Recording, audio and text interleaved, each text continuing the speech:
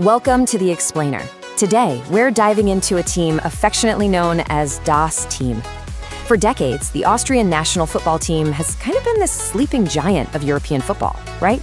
I mean, they've got this profound foundational history in the sport, but they've been noticeably missing from its biggest stage. Well, looking ahead to the 2026 World Cup, that is absolutely about to change. We're going to unpack their dramatic return, the visionary tactical revolution that got them here, and the massive hurdles they're facing over in North America. 28. Just let that number sink in for a second. 28 years. That is the agonizing amount of time Austria has been exiled from the FIFA World Cup. An entire generation of fans has grown up without ever seeing their nation compete at the absolute pinnacle of international football. Their last appearance? France 1998, where they were unceremoniously knocked out in the group stage. Since then, it's literally been nearly 3 decades of near misses, endless rebuilding phases, and dashed hopes. So yeah, the stakes for 2026, they couldn't possibly be higher. Section 1, the Wonder Team's long shadow. Okay, let's dive into this, because to truly grasp what this 2026 qualification means, we've got to walk through this timeline. It's a story filled with brilliant innovation and, frankly, historical tragedy. Back in the 1930s, Austria was genuinely one of the greatest forces in world football. They were the famous Wunder team, guided by the visionary coach Hugo Meisel and led on the pitch by the ethereal Matthias Sindelar, a forward whose technique was so exquisite they called him the Paper Man. They even reached the semifinals in 1934. But then, the timeline gets really dark. In 1938, the Anschluss, the annexation of Austria by Nazi Germany, forcibly dissolved the Austrian Football Association. The team was absorbed, effectively wiping out their national footballing identity overnight. Following the war, they managed to reconstitute and actually pulled off a historic third-place finish in 1954, which, by the way, is still their best ever result. But after 1998, a long, painful decline set in, until right now. Section 2. Rangnick's Football Revolution. So, you might be wondering what exactly changed. Well, enter Ralf Rangnick. Taking charge in 2022, the professor didn't just come in and tweak the tactics. Oh no, he completely resurrected the nation's footballing identity.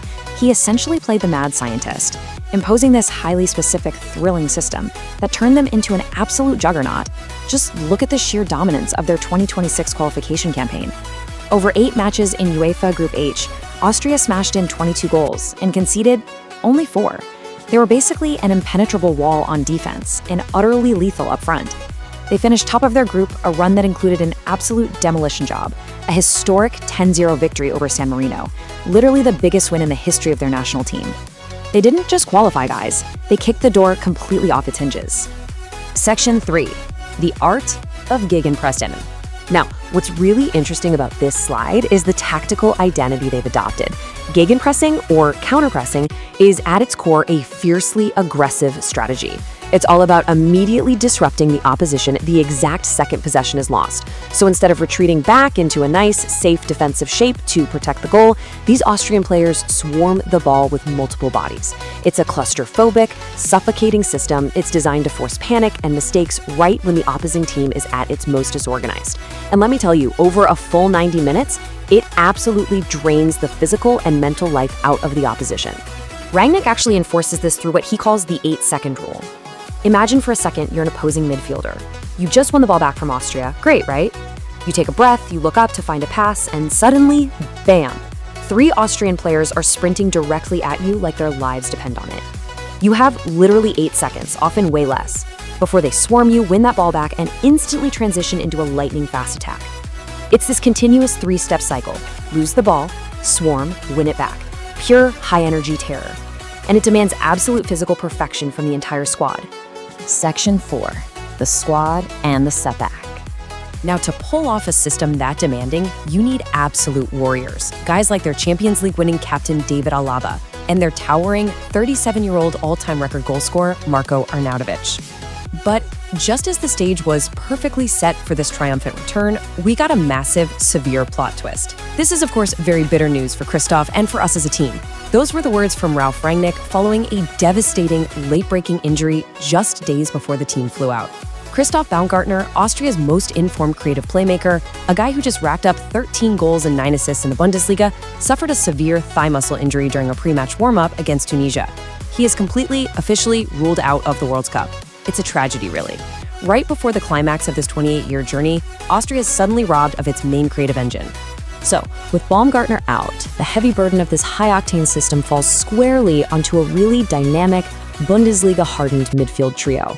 First up, Marcel Sabitzer. He absolutely has to step up now as the undisputed creative heartbeat of the squad. Second, you've got Konrad Laimer, the relentless ball winner whose sheer physical engine is what makes that 8-second press even possible. And third, Karni Chukwuemeka. He's this highly talented 20-year-old wildcard who recently declared for Austria, and suddenly he finds himself thrust right into the international spotlight. Together, this trio has to be high energy, high press, and totally laser-focused on rapid transitions to make up for the loss. Section 5, Group J and beyond. Moving on to Group J, we are about to witness a truly massive clash of philosophies, especially when they face off against Argentina. And this brilliantly illustrates the contrast. On one hand, you have the defending world champions. They thrive on control, rhythm, and the completely unparalleled star power of guys like Lionel Messi. But on the other side, you have Austria, a team literally engineered to create absolute chaos through intense system clarity. Austria's entire game plan is going to be to suffocate Messi, deny him even an inch of space or time to dictate the tempo, and essentially drag Argentina into a relentless high-speed track meet. So what does the actual path to the knockout rounds look like for them? Let's walk through the permutations here. On June 17th, they open the group against tournament debutants Jordan. This is their must-win foundation.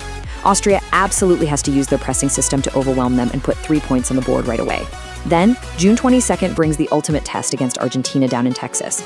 That's a match where a draw would be nothing short of spectacular, and honestly, a narrow loss is totally acceptable. Which brings us to June 27th, facing off against a really exciting North African side, Algeria. Make no mistake about it, folks, this is a genuine 50-50 decider. The winner of this matchup almost certainly punches their ticket as the second-place team in the group. Now, because of that rigorous tactical identity we've been talking about, the data actually suggests Austria holds about a 65% probability of advancing to the knockouts. That leaves a 35% chance of an early group stage exit. They are kind of the quintessential dark horse of this tournament. Sure, winning the whole thing is a massive long shot, especially without Baumgartner and heavily relying on an aging striker up front, but their fiercely disciplined structure gives them a very, very realistic path to the round of 16. And hey, if the bracket breaks their way, maybe even a quarterfinal run. Which really leaves us with this final burning question. Can a 37-year-old striker, backed by a team that was just tragically robbed of its star playmaker at the 11th hour, literally press their way to World Cup glory? After 28 agonizing years in the wilderness, Ralf Rangnick has turned Austria into a relentless, suffocating machine. The system looks absolutely perfect on paper, but the physical toll and the emotional stakes, they are astronomical. I don't know about you, but I am absolutely desperate to see how Das Team's return unfolds on the pitch. Thanks so much for joining me for this explainer, and enjoy the tournament.